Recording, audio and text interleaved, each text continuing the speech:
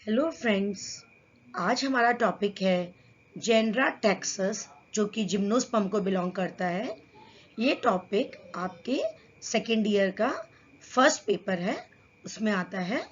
अभी तक हमने जनरल कैरेक्टरिस्टिक पढ़ लिया, साइकस जेनरा पढ़ा, पाइनस पढ़ा।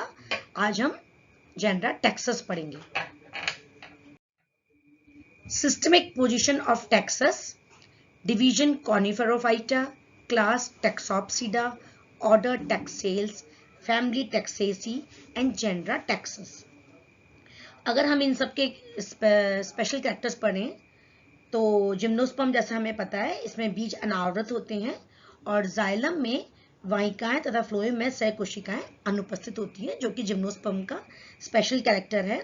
ऑर्डर टेक्सेल्स में अगर हम देखें, इसमें जो कास्ट है मतलब वुड जो होती है, उसमें टर्शरी सर्पिल मोटाइयां पाई जाती हैं। फैमिली टेक्सेसी, इसमें पर्ण तथा जाइलम में रेजिन नलिकाएं, रेजिन डक्ट्स होती हैं, वो अनुपस्थित होती हैं। और जेनरा टेक्सस में देखेंगे तो इसमें बीजाणुधानी दर जो होती है वो छत्राकार होती है, अम्ब्रेला टेप होती है और बीजांड में एरिल उपस्थित होते हैं।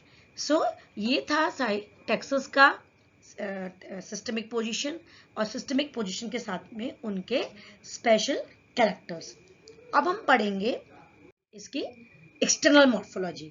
अगर हम देखें टेक्सस, इसे हम यूबी कहते हैं, इसका जो एक कॉमन नेम है, इसको यूबी कहा जाता है।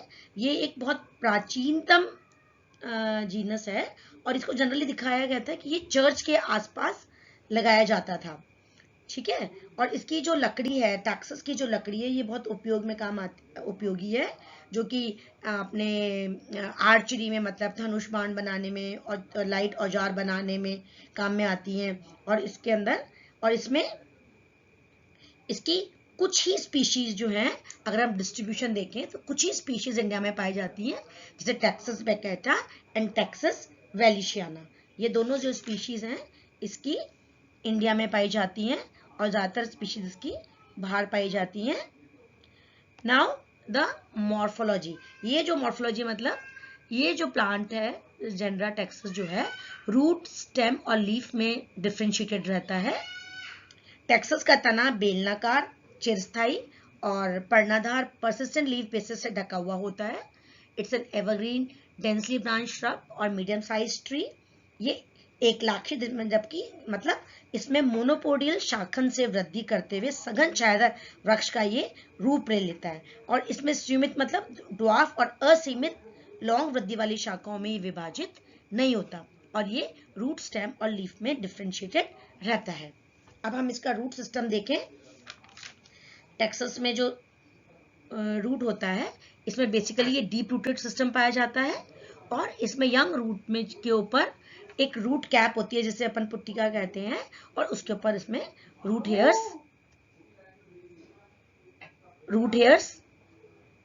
पाए जाते हैं। अब हम स्टेम देखें कि इसका स्टेम कैसा होता है। टेक्सस का जो स्टेम रहता है, हमें तना इसमें बेलनाकार होता है, प्रोफ्यूजली ब्रांच्ड होता है। इसमें जो मेन ट्रंक है वो ब्रांचेस को गिव आउट करती हैं, gives off horizontal and spreading branches. The vegetative shoots मतलब जो कायिक वृद्धि जो होती है, शूट्स होती है, they grow indefinitely and bear green foliage leaf which forms a dense canopy और मतलब उसमें से लीव्स निकलती हैं जो कि एक कैनोपी बनाती है। अब हम इसकी लीव्स को देखें कि टेक्सस में किस तरह की लीफ पाई जाती हैं। इसमें पत्तियां जो होती हैं द्विरूपी होती हैं, पत्तियां द्विरूपी होती हैं। पहली पतली भूरी रोमिल शल्कपत्र सम्मुख क्रॉसवत क्रम में केवल बोनी शाखा या जनन प्रहरों पर उपस्थित होती हैं। सामान्य हरी पत्तियां छोटे व्रंतयुक्त होती हैं, जो कि 2 से 3 सेंटीमीटर चक्री रूप में तने पर विन्यसित रहती हैं। इनके किनारे अच्छे मतलब एंटायर होते हैं और शीर्ष निश्चितांक मतलब अक्यूट होता है। इनकी ऊपरी सतह चमकीली होती है तथा नीचे वाली सतह भूरी लाल होती है। ठीक है। Upper surface dark green and lower surface rusty red in colour.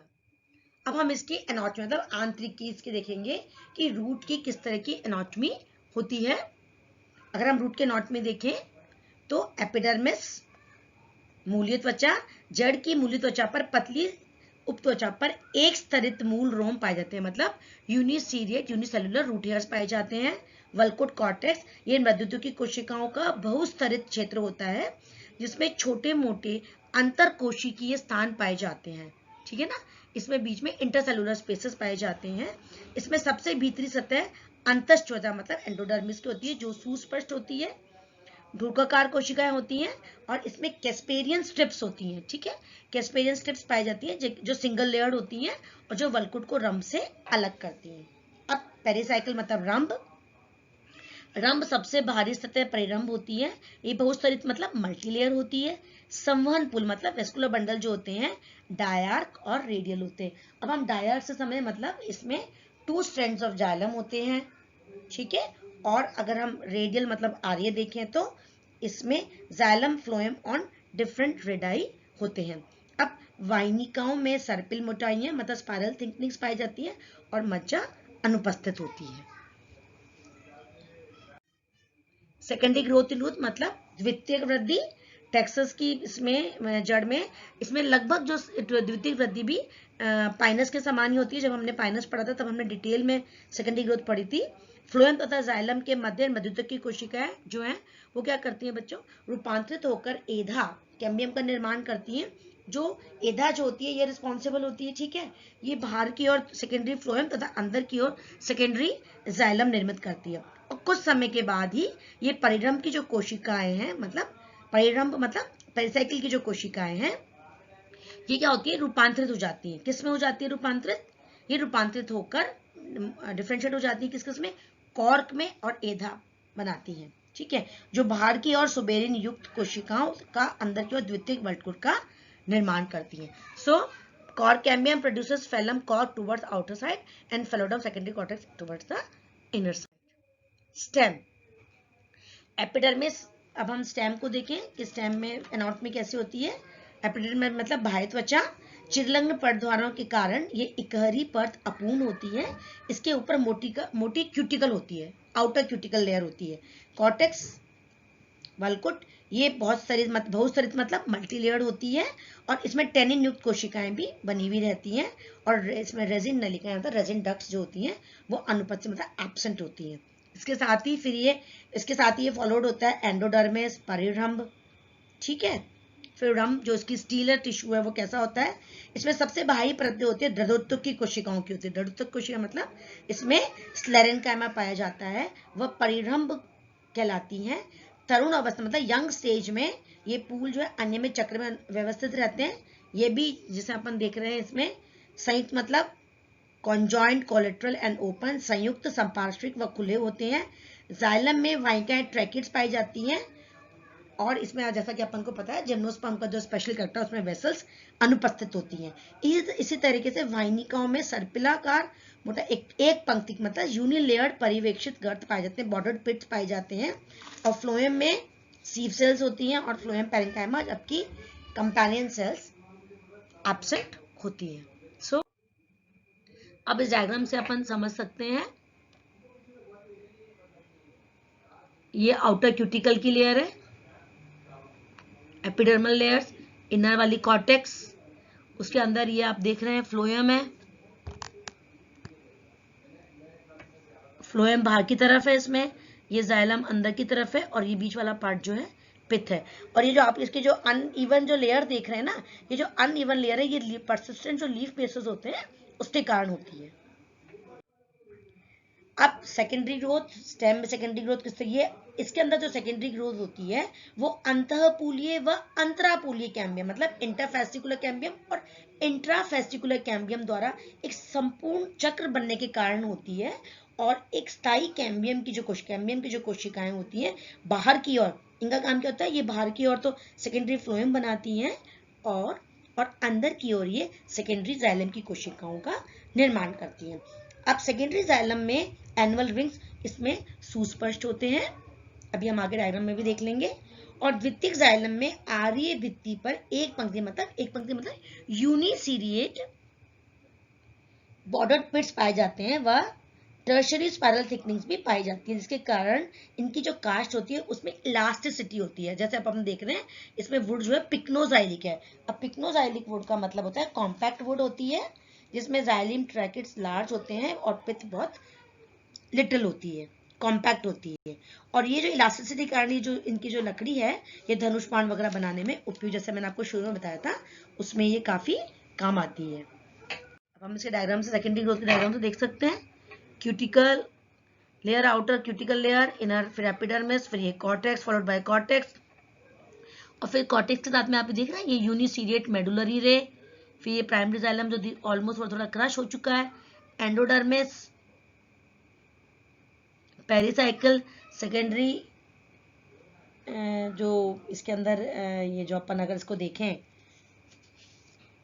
इसकी एनाटॉमी ऑफ रूट में स्टेम का देखें तो इसमें सेकेंडरी जाइलम की जो सेकेंडरी फ्लोएम है,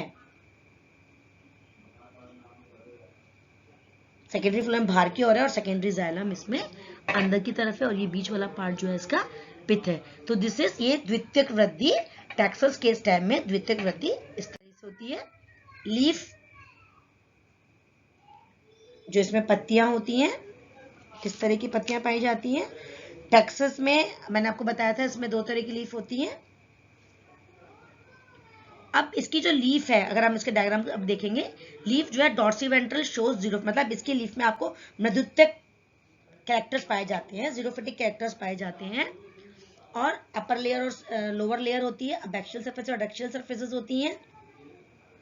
ऊपरी बाह्य त्वचा के जो दो स्तरीय इसमें खमुक्त मतलब इसमें पैलिसेड टिश्यू होते हैं, और जिसमें कि बहुतायत मात्रा में हरित लवक पाया जाता है, और जो हरित लवक जो होता है वो फोटोसिंथेसिस में मदद करता है। और नीचे उसके क्या होते हैं, ये स्पॉन्जी टिश्यू होते हैं जिसमें हरित लवक होता है और कुछ टैनिंग कोशिकाएं भी पाई जाती हैं। अब हम इसका वेस्कुलर बंडल देखें। अब इस डायग्राम से भी हम इसमें क्लियरली समझ जाएंगे। ये इसका outer cuticle layer, thick cuticle है, फिर थिक क्यूटिकल के नीचे इसमें अपर एपिडर्मिस, ये इसकी लोअर एपिडर्मिस, अपर एपिडर्मिस के नीचे इसमें देख लो खम्बुक्तक पैलिसेड, और इसमें बहुतायत मात्रा में क्या पाया जा रहा है, क्लोरोप्लास्ट पाया जाता है। फिर इसके नीचे स्पॉन्जी पैरेन्काइमा, ये पूरे उसमें लूजली अरेंज रहते हैं। ये इसका फिर पूरा वेस्कुलर बंडल है जो कि मिडरिब रीजन है, ठीक है। एंडोडर्मिस फॉलोड बाय, फिर इसमें ये आप देख रहे हैं ये जाइलम का पैच, ये फ्लोएम का पैच, ये लोअर एपिडर्मिस, लोअर एपिडर्मिस दिया स्टोमेटा, ठीक है। तो अब इससे हमें समझ आ रहा है कि अगर हम लीफ के डायग्राम को देखें तो इसमें एनाटॉमिक, इसके एनाटॉमी में हमको जीरोफिटिक कैरेक्टर्स दिखाई दे रहे हैं, की कैरेक्टर्स, जैसे कि बाह्य त्वचा के बाहर मोटी उपत्वचा की उपस्थिति, निचली बाह्य त्वचा पर धसे हुए रंध्र मतलब स्टोमेटा की उपस्थिति, मीजोफिल का खंभ व स्पंजी उत्तक में विभेदित होना जो अपने मीजोफिल है वो डिफरेंशिएटेड होती है, और उत्तक की उपस्थिति में पार्श्वफिराओं की अनुपस्थिति। तो स्टूडेंट्स अभी हमने जेनरा टेक्सस पढ़ा, और जेनरा टेक्सस की हमने उसकी पूरी मॉर्फोलॉजिकल कैरेक्टर्स और हमने उसके एनाटॉमिकल कैरेक्टर्स पढ़े, साथ में उसके में जो पाए जाने वाले जीरोफिटिक कैरेक्टर्स पढ़े। अगला जो लेक्चर होगा अब हम नेक्स्ट लेक्चर में हम टेक्सस के रिप्रोडक्शन को पढ़ेंगे, ठीक है। So students, thanks student for watching this video. Stay home, stay safe.